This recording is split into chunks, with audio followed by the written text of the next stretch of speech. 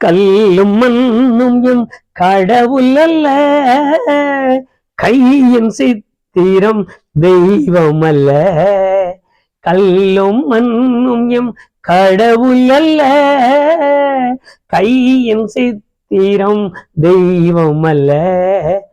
ஆவியோடும் உண்மையோடும் ஆதி தேவனை தொழுதிடுவோம்.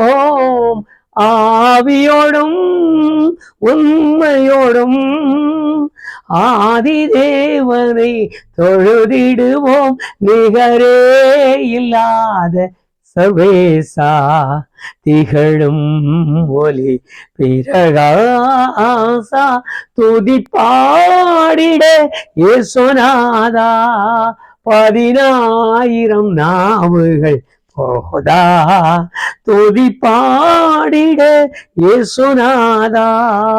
10,000 நாவுகள் போதா, நிகரே இல்லாத சர்வேசா, திகழும் ஒளி பிரகாசா. இயேசு கிறிஸ்துவின் இணையற்ற நாமத்தினாலே என்றைக்கும் தேவனுடைய ஜனங்களோடு சேர்ந்து கொள்வதில் மிகவும் சந்தோஷத்தோடு கூட ஆவியானவர் நம்மை இணைத்ததற்காக நான் அவருக்கு நன்றி சொல்லுகிறேன். மாத்திரமல்ல, என்றும் தேவன் நம்மோடு கூட இடைப்பட்டு தமது மகத்துவம் உள்ள கிருபைகளை நமக்கு விளங்க பண்ணுவாராக. வேத வசனத்தில் வாசிக்கும் பொழுது நாம் ஒவ்வொரு சமயத்திலும் தேவன் விரும்புகிற விருப்பத்தையும் தேவனுடைய நோக்கத்தையும் நம்மில் அறிந்து கொள்ளத்தக்கதான அறிவு உண்டாகும்படி அவர் விரும்புகிறார். இந்த போதுமான நிலை நமக்குள் இல்லாததால் சில நேரங்கள் சில சந்தர்ப்பங்களில் வித்தியாசமான செயல்கள், வித்தியாசமான மாறுபட்ட காரியங்கள் நடப்பதையும் நடந்து கொண்டிருக்கிறதையும் நம்முடைய அனுபவங்களில் நாம் பார்க்கலாம். 1 பேதுரு 1ஆம் அதிகாரம் 2 பேதுரு 1ஆம் அதிகாரம் 3வது வசனத்தில் ஒரு அருமையான வேத வசனம் உண்டு. அந்த வசனத்தை நாம் வாசிக்கும் பொழுது உண்மையாகவே பரவசம் கொள்ளுகிற ஒரு காரியத்தையும் நாம் அந்த வேதத்தில் வாசிக்கலாம். தேவனை அறிகிற அறிவு ஜீவனுக்கும் நித்திய ஜீவன் வரைக்கும் உள்ள காரியங்களுக்கும் நம்மை நடத்துகிறது என்று எழுதியிருக்கிறது. தேவ பக்திக்கும் உரியவர்களாக மாற்றுகிறதாம் தேவனை அறிகிற அறிவு. அவருக்கு மகிமையுண்டாகட்டும். ஒரு மனிதன் தேவனை அறிந்து கொள்ள வேண்டிய படி அறிந்து கொள்ள மறுபடியும் அவன் அதில் வளர்த்த தொடங்கினால் இந்த அறிவு அவனை நித்திய ஜீவன் வரைக்கும் மட்டுமல்ல, ஜீவனுக்குரியவைகளையும் கொடுக்கிறதாம். அப்ப என்னுடைய ஜீவனுக்குரிய, என்னுடைய வாழ்க்கைக்குரிய, என்னுடைய ஒவ்வொரு நாள் வாழ்வாதாரத்திற்குரிய, என்னுடைய வயிற்றுக்குரிய, என்னுடைய மாம்சத்துக்குரிய அல்லது என்னுடைய தேவைகளுக்கு உரியவைகளையும் நான் தேவனை அறிகிற அறிவினாலே பெற்றுக்கொள்ள முடியும் என்பதை அந்த வேத வசனம் சுட்டி காட்டுகிறதை நாம் அறியலாம். அதில் ஒரு பெரிய ஆழமான காரியம் என்னவென்றால், என்னுடைய இந்த வாழ்க்கைக்கும் என்னுடைய ஆவிக்குரிய வாழ்க்கைக்கும் தேவனை அறிகிற அறிவு எனக்கு அஸ்திபாரமாய் இருக்கிறது என்பதை நாம் அறிய முதலாவது அதை தெரிந்து கொள்வோமானால் மற்ற காரியங்களை நம்மால் அறிய முடியும். இந்த பூமிக்குரிய இந்த வாழ்க்கைக்கும் தேவ ராஜ்யத்திற்குரிய வாழ்க்கைக்கும் உள்ள அஸ்திபாரம் நான் தேவனுடைய அறிகிற அறிவாம். நான் ஒரு காரியத்தை இந்த வேத வசனத்திற்குள்ளாக உங்களுக்கு சுட்டிக்காட்ட விரும்புகிறேன். இந்த வாழ்க்கைக்குரியவைகளை நாம் எண்ணி பார்ப்போமானால் நம்முடைய ஆதி பிதாக்களை கவனித்து பாருங்கள். அவருடைய வாழ்க்கையில் நடந்த ஒவ்வொரு சம்பவங்களை எண்ணி பாருங்கள். அவருடைய ஜீவன், அவருடைய வாழ்க்கை, அவருடைய ஆதாரங்கள், அவருடைய மேன்மை, அவருடைய உயர்வு, அவருடைய எல்லா விதமான காரியங்களுக்குமே அவர்கள் தேவனை அறிந்து கொண்ட அறிவு அடித்தளமாய் அமைந்தது, ஆழமான அஸ்திபாரமாய் அமைந்திருந்ததை நம்மால் அறிய முடியும். நான் இன்றைக்கு அவ்வளவு தூரமாய் நாம் அவைகளை பார்ப்பதை விட சாதாரணமாய் நடந்த ஒரு சம்பவத்தை வாசிக்கலாம். மார்க்கு சுவிசேஷம் 5ஆம் அதிகாரத்திலும் லூக்கா சுவிசேஷம் 8ஆம் அதிகாரத்திலும் எழுதிய ஒரு சம்பவத்தை நான் நினைவுக்கு கொண்டு வருகிறேன். இங்கு ஜெப ஆலயத்திற்கு தலைவனாய் இருக்கிற ஒருவன் ஆண்டவருடைய சமூகத்தை நாடி வந்ததை நாம் அறிவோம். அவர் அற்புதங்களை செய்கிறதிலும் அதிசயங்களை செய்கிறதிலும் தன்னுடைய நேரத்தை கழித்துக் கொண்டிருக்கிற அந்த வேளையில் திடீரென்று ஓடி வந்தான் இந்த தலைவன். அவன் வந்த வேகம், அவனுக்கு ஒரே ஒரு மகள். அந்த மகள் மரண அவஸ்தையில் இருக்கிறாள், மரித்து போகவில்லை. அவள் மரண அவஸ்தையில் இருக்கிற இந்த நேரத்தில் ஓடி வந்தான். அவர் பாதத்தில் விழுந்து விட்டான். அவனுடைய நிலை என்னவென்று தெரியவில்லை. பாதத்தில் விழுந்து கதறுகிறான், அழுகிறான். அது எப்படி அவன் கேட்டிருப்பான் என்று முடிவு செய்யுங்கள். காரணம், பிள்ளைகளை பெற்றவர்களுக்கும் பிள்ளைகளோடு கூட வாழ்ந்தவர்களுக்கும் பிள்ளைகளுடைய அருமையை அறிந்தவர்களுக்கும் அந்த தன்மை தெரியும். காரணம், ஒரு தாயினுடைய அன்பு, ஒரு தாய் சுமந்தெடுக்கிற நிலை, ஒரு தகப்பன் இந்த பிள்ளைகளுக்கு ஆகப்படுகிற பாடுகளில் அவருடைய மனது எந்த அளவிற்கு துடிக்கும் என்பதை நாம் நினைத்து கொண்டாலே போதும். அவன் துடிக்கிற துடிப்பு, அவன் இருதயத்தின் துடிப்பு இவ்வளவுதான் என்று இல்லை. நான் இப்பொழுது சொல்லுகிற இந்த காரியங்களை சற்று நம்முடைய ஆழ்ந்த விசுவாசத்தின் தன்மையோடு கூட கவனிப்போமானால் உண்மையாகவே நாமும் கூட பலப்படுவதற்கு ஆவியானவர் நமக்கு உதவி செய்வார் என்று நான் விசுவாசிக்கிறேன். துடிக்கிறான், பதைக்கிறான், பாதத்தில் விழுந்து விடுகிறான். தான் ஒரு தலைவன் என்பதை மறந்து விடுகிறான். தனக்கு கீழ் வேலையாட்கள் இருக்கிறார்கள் என்பதை நினையாமல் போகிறான். அவனுடைய பதட்டம், அவன் பிள்ளைக்காக அவன் செய்கிற இந்த பதட்ட நிலையில் அப்படியே விழுந்து விட்டான். என் மகள் மரண அவஸ்தையில் இருக்கிறாள். ஒரு வார்த்தையோடு அல்ல, எனக்கு ஒரே ஒரு மகள், எனக்கு ஒரே ஒரு மகள் தான் ஐயா. கதறுகிறான். அவன், நீர் வந்து அவள் மேல் நம்முடைய கையை வையும், அவள் பிடித்துக் கொள்வாள். இவன் அழைக்கிற அழைப்பின் அந்த நேரத்தை உங்கள் சிந்தைக்குள்ளே கொண்டு வாருங்கள். இதற்கு பின்பு நடந்த சம்பவம், இடையில ஒரு பெரிய இடைவெளி, அது எவ்வளவு மணி நேரங்கள் என்று சொல்லவில்லை. அவருக்கு பின்னால் ஒரு பெண் வருகிறார், அவருடைய வஸ்திரத்தை தொடுகிறார். யார் என்னை தொட்டது என்று கேட்கிறார். சீஷர்கள் என்று சொல்லுகிறார்கள். அவளை வந்து முன்னுக்கு நிற்கிறார். அவளை இந்த சம்பவம் நடந்து கொண்டிருக்கிற ஒரு நேரம். நீங்கள் ஒரு விசுவாச காரியத்தில் அடி எடுத்து வைக்கும் பொழுது தேவ சமூகத்தில் ஒன்றை கேட்பீர்களானால் அந்த தேவ சமூகத்தின் காரியங்கள் எந்த அளவிற்கு நம்மை விசுவாசத்திற்கு நடத்துகிறதுக்கு தேவன் தீர்மானித்திருக்கிறார் என்று பாருங்கள். இன்றைக்கு அநேகருடைய புலம்பல், இன்றைக்கு அநேகருடைய மனக்லேசம், இன்றைக்கு அநேகருடைய மனவேதனை சொல்ல முடியாததா இருக்கிறது. அதற்கு காரணம், ஒரு புறத்தில் என்ன நடக்குமோ என்று தெரியவில்லை, இன்னொரு புறத்தில் சம்பவித்தால் இதற்கு அடுத்த நடவடிக்கை என்ன என்பது தெரியவில்லை. இன்னொரு முடிவு இது இவ்வளவுதான், இதற்கு மேல் இதில் ஒண்ணு செய்ய முடியாது, இப்ப செய்தால்தான், அதற்கு மேல் அது ஆண்டவனே வந்தாலும் முடியாது, அவர்கள் வாயிலிருந்து சொல்லுவார்கள். அதுவும் சில நேரம் இந்த சோர்வு, பலவீனங்கள், இந்த வியாதி படுக்கையில் இருக்கிறவர்களை பார்க்கும் பொழுது அவங்க மட்டும் ஆண்டவர் தான் என்ன செய்வார், நமக்கு ஆண்டவர் தான் என்ன செய்வார். எனக்கு ஒரு கொஞ்சம் பேர் அடங்கிய ஒரு சின்ன சபை இருக்கிறது. இந்த சபையிலே ஒரு தாய் எழுந்து சாட்சி சொல்வார்கள். ஒவ்வொரு வாரமும் ஏதோ ஒரு பிரச்சனையை சொல்வார்கள். இந்த பிரச்சனையை சொல்லி முடித்த அடுத்த அடி அவர்கள் சொல்லிக் கொடுக்கிற காரியம் என்னவென்றால், ஆண்டவர் தான் என்ன செய்வார். ஒரு வார்த்தை சாட்சி சொல்லும் போதே அவங்க பிரச்சனையை சொல்லி முடிச்சுட்டு அதற்கு அடுத்து ஒரு வார்த்தை சொல்வார், ஆண்டவரை சொல்லிதான் என்ன செய்வது. அவர் ஒரு இடமா 2 இடமா, இத்தனை இடத்துக்கு அவர் போயிட்டு வரணும். எங்க, அமெரிக்கா, லண்டன், ஸ்வீடன், ஸ்காட்லாந்து, இங்க எல்லாம் அவர் போயிட்டு வந்து தானே கேட்கணும். இத்தனை ஜனங்களும் கூப்பிடுவாங்கல்ல, அங்கங்க போயிட்டு வந்தது இத்தனையும் அவர் ஒருத்தர் எப்படி பார்ப்பாரு. அதனால நோய் சரினாலும் பரவாயில்ல, ஆண்டவரை நான் நம்புறேன்னு சொல்லுவாங்க. அந்த காரியங்களை எல்லாம் நாம் நினைக்கும் பொழுது இடையிடையே நமக்குள் கொண்டு வருகிற இந்த அவிசுவாசமான சம்பவங்கள் நமக்குள் எவ்வளவு வேர் கொண்டு இருக்கிறது என்பதை அவர் ஆழமாய் கவனிக்கிறார், நான் அறியும்படி செய்கிறார். ஆகவேதான் உபாகம புஸ்தகத்தில் மோசையை கொண்டு சொல்லும் பொழுது சொன்னார், உன் இருதயத்தில் உள்ளதை நீ அறியும்படி இந்த 40 ஆண்டுகளும் உன்னை வனாந்தரத்தில் நடத்தினார். உன் உள்ளத்தில் உள்ளது இன்னது என்று நீ அறியும்படி உனக்கு இத்தனை காலங்களும் உன்னை இந்த கொள்ளிவாய் சர்ப்பங்கள் உள்ள இடம், பாழான இடம், வனாந்தரமான இடம், ஆகாரம் இல்லாத இடம், தண்ணீர் இல்லாத இடம் உன்னை நடத்தி கொண்டே வந்தார். உன் உள்ளத்தில் உள்ளது என்னது என்று நீ அறிந்து கொள்ளும்படி. அவருக்கு தெரியாதா? கேள்வி இருக்கட்டும், பிறகு பார்க்கலாம். ஆனால் இப்பொழுது வேதத்தில் எழுதியிருக்கிறது, இந்த மனிதன் வந்து பாதத்தில் விழுந்து ஜெபித்து பல மணி நேரங்கள் என்று எடுத்துக்கொள்ளவங்க, அல்லது சில நேரங்கள் கொஞ்சம் தாமதமான சூழ்நிலை. இந்த நிலையில் அடுத்து ஒரு ஆள் வருகிறான். அற்புதம் ஒரு புறத்தில் நடந்து கொண்டிருக்கிறது. அடுத்து ஒரு ஆள் வருகிறான். வேலைக்காரன் வந்து மெதுவாய் எஜமான இடத்துல சொல்லுகிறான், ஐயா போதும், பாதத்துல விழுந்தீங்க, அழுதீங்க, கேட்டீங்க, போதகருக்கு பிஸி, போதகரை தொந்தரவு பண்ணாதீங்க. ஏப்பா என்னாச்சு? பிள்ளை செத்து போனது. பிள்ளை செத்து போனது என்று சொல்லுகிறதை தகப்பன் காதலை கேட்கிறதை விட யாரை அழைத்திருக்கிறாரோ அவர் காதில் அந்த வார்த்தை விடுகிறது. கர்த்தருக்கு மகிமை உண்டாகட்டும். கொஞ்சம் விசுவாசிக்கிற நாம் கொஞ்சம் அந்த ஆழங்களை உற்று கவனித்தால் போதும், நமக்குள் இருக்கிற மேன்மை, வேதத்தில் எழுதியிருக்கிற தேவனை அறிகிற அறிவு இந்த ஜீவனுக்குரியபடி என்னை வாழவும் வைக்கும், தேவ ராஜ்யத்திற்குரிய மேன்மைக்கும் என்னை கொண்டு போகுமா. அப்போ நான் தேவனை எவ்வளவு அறிந்திருக்கிறேன் என்கிற ஒரு தன்மையில் நான் என்னையும் உங்களையும் சோதிக்க கடனாளிகளாய் நிற்கிறோம்.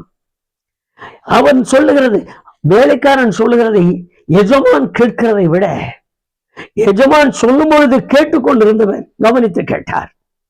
அவன் வாய் திறந்து வாய் மூடுனானோ இல்லையோ, அடுத்த வினாடி அவர் சொல்லுகிறார், பயப்படாதே, விசுவாசம் உள்ளவனாயிரு. அதற்கு கீழே ஒரு வார்த்தையை லூக்கா சொல்லுகிறார், அவள் ரட்சிக்கப்படுவாள். நீ விசுவாசம் உள்ளவனாயிரு, ரட்சிக்கப்படுவாள். இல்லையா? கொஞ்சம் இந்த தருணத்தை மாத்திரம் சிந்திக்க தொடங்குங்க. நான் கர்த்தருடைய பிள்ளைகள் ஆகிய என்னை கேட்டுக்கொண்டிருக்கிற எல்லா கர்த்தருடைய பிள்ளைகளுக்கும் நான் இந்த விசுவாச காரியத்தை குறித்து கொஞ்சம் நிதானமாகவே சிந்திக்கும்படி கேட்டுக்கொள்கிறேன். செத்து போனான் என்று கேள்விப்பட்டால் போதும், நிலைமை என்னவாய் மாறி இருக்கும் என்று நினைக்கிறீர்கள்? பிள்ளை அடிபட்டான், பிள்ளை கீழே விழுந்துட்டான், பிள்ளைக்கு மண்டை உடைஞ்சிருச்சு, காயமாயிருச்சு, ரத்தம் சுட்டது, அங்க ஒரு பிள்ளை கிடக்குது. இந்த வார்த்தையை கேட்கும் பொழுதே எனக்கு விவரம் அறிய, யாரோ ஒரு பிள்ளை அடிபட்டு இறந்து போனது தகவல் கொடுத்தார்கள். தன்னுடைய பிள்ளையா இருக்குமோ என்று ஓடி அள்ளி அணைத்து மேலே போட்டுக்கொண்டு ஐயோ மகளே என்று அழுத தாய் எனக்கு தெரியும். நிதானிக்க முடியாத ஒரு நிலை, சிந்திக்க முடியாத நிலை, கொஞ்சம் கூட மனதில் பதட்டம் இல்லாமல் அதை பொறுத்து கொள்ள முடியாத நிலை. ஒரே ஒரு மகள் செத்து போனால் என்று சொல்லுகிற வார்த்தையை எஜமான் கேட்கிறதற்கு முன்னமே இயேசு அந்த வார்த்தையை கேட்டார். அந்த வார்த்தைக்கு பதில் அவன் வாயிலிருந்து வருவதற்கு முன்னமே அவர் சொல்லுகிறார், பயப்படாதே, விசுவாசம் உள்ளவனாயிரு, பயப்படாதே, விசுவாசம் உள்ளவனாயிரு. ஒரே வரியோடு அவர் தன் காரியங்களை நிறுத்திக் கொண்டார். வருவேன், போகிறேன், இப்போது பார்க்கலாம், என்னால் அது முடியும், உன்னால் முடியும், நான் எத்தனையோ பேரை சுகமாக்கி இருக்கிறேன், எத்தனையோ பேருக்கு சுகம் கொடுத்தேன், நான் தேவனுடைய குமாரன். இந்த வர்ணை எல்லாம் அவர் வர்ணிக்கல, ஒரே ஒரு வார்த்தை, விசுவாசம் உள்ளவனாயிரு. ஆனால் வேறொரு ஆள் பதறி துடித்திருப்பார் என்பதை அப்படி மனதுக்குள் கொண்டு வாருங்கள். என்ன துடியாய் துடித்திருப்பான்? பிள்ளை செத்து கிடக்குது, இந்த மனுஷன் இங்க இப்படி இருக்கார். பிள்ளை செத்து கிடக்குது, இது ஒரு தலைவன் இப்படி இருக்கிறார். பிள்ளை செத்து கிடக்குது, அவர் சொல்றாரு, அவர் பேச்சு கேட்டுக்கிட்டு இவர் அங்க நின்றுட்டு இருக்காரு. செத்து போறது அவர் வந்து என்ன செய்ய போறார்? போதகர் வந்து நீ என்ன பண்ண போறார்? போதகர் வந்து அங்க என்ன காரியத்தை நடப்பிக்க போறார்? இதெல்லாம் சொல்ல கேட்க மனிதனுடைய உள்ளம் எப்படியா இருக்கும் என்று பாருங்க. தேவன் விரும்புவது, தேவனை அறிகிற அறிவிலே நான் முன்னோடியாய் நிற்க வேண்டுமா? தேவனை அறிகிற அறிவிலே நான் எவ்வளவு தேறி இருக்கிறேன் என்று அவர் என்னை பார்க்கிறார். நான் என்னை பார்க்க கடனாளியாய் நிற்கிறேன். நான் என் தேவனை அறிகிற அறிவிலே எவ்வளவாய் வளர்ந்திருக்கிறேன்.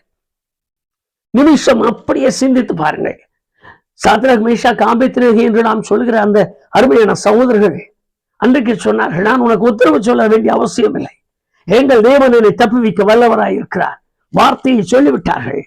தாங்கள் எவ்வளவு அவரை அறிந்திருக்கிறார்கள் என்று சொல்கிறார்கள். அதுவும் உமக்கும் இந்த அக்னிக்கும் என்னை தப்புவிக்க வல்லவராய் இருக்கிறார். தானியேலை பாருங்கள். தானியேல் சொல்லும் பொழுது ஒரே ஒரு வரியாய் சொல்லுகிறார். அவருடைய வாயிலிருந்து வருகிற வார்த்தை, தேவன் என்னை தப்புவித்தார் என்று சொல்லுகிறார். அவர் உள்ளத்திற்குள் இருந்த எண்ணம் என்ன? 30 நாள் அல்ல, 300 நாட்கள் நான் இதற்கு கடனாளி ஆனாலும், பிரபுக்கள் மாத்திரமல்ல, தேசம் முழுவதுமே கையெழுத்தப்பட்டாலும், சிங்கங்களின் கெபிக்கும் என்னை தப்புவிக்க வல்லவராய் இருக்கிறார் என்கிற நம்பிக்கை, அறிவு, தேவனை அறிகிற அறிவு. நேரத்து வாசித்து பாருங்கள். ஆதி காலத்து ஆபிரகாமையாவை பாருங்கள். அவர் சொல்லுகிற அந்த வார்த்தை, எப்பா எங்கப்பா, நான் என் கையில தலையில விறகு இருக்கு, தீப்பெட்டி கையில இருக்கு, பலி செலுத்துறதுக்கு ஆடு இல்லையே. தேவனை அறிகிற அறிவு ஆபிரகாமின் உள்ளத்தில் அவர் பேசுகிறார். கர்த்தர் தமக்கு வேண்டியதை பார்த்துக் கொள்வார். தேவனை அறிகிற அறிவின் மேன்மையை முதலாய் நாம் எனக்குள்ளே வளர்த்த தொடங்கினாலே அவர் சொல்லுவார், நான் வருகிற வரைக்கும் பொறு, அவள் ரட்சிக்கப்படுவாள். நீ விசுவாசம் உள்ளவனாயிரு. ஒரே வரியாய் சொல்ல முடிக்கிறார். இந்த இடைப்பட்ட காலத்தை கவனிங்கள். இந்த தலைவன் என்ன செய்திருப்பான்? இவர் இங்கு சுகமளித்து இங்க எல்லாம் காரியங்களை செய்த வரைக்கும் அவர்கள் செத்து போனான்னு சொல்லி வாயை கட்டுறதுக்கு ஆளு, மூக்க கட்ட ஆளு, மூக்கில் பஞ்சு வைக்க ஆளு, அந்த கட்டில திருப்பி போட ஆளு, அவங்க அப்பா வந்தா கண்ணை மூடுறதுக்கு ஆளு, இப்படி பல காரியங்களை எல்லாம் நம்முடைய சடங்குப்படியே மனதில் கொள்ளுங்கள். தகப்பன் வரட்டும், போயிருக்கிறார் வரட்டும். ஆனா தகப்பன் போகல. இவர் போதகரோடு சேர்ந்துதான் தகப்பன் போகிறதற்கு நின்று கொண்டிருக்கிறார். நம்முடைய மனது மாறக்கூடாது. இவைகளெல்லாம் உற்று கவனியுங்கள். இவர் வந்தால்தான் அவர் போவார். அங்க இருக்கிற ஆட்கள் இன்னும் 10 பேர் சேர்ந்து வந்து, உன் மகள் செத்து போனாள், இப்படி இருக்கியா, நீ மனுஷனா, உனக்கு துக்கம் இல்லையா, நீ அழுக மாட்டியா, உன் கண்ணில் தண்ணி வராதா, அவன் என்ன கேள்வி கேட்டாலும் சரி, அவ்வளவு கேள்விக்கு ஒரே பதில், ஆண்டவர் வருவார், அவரோடு நான் வரட்டும். ஆண்டவர் வருகிறார், அவரோடு நான் வருகிறேன்.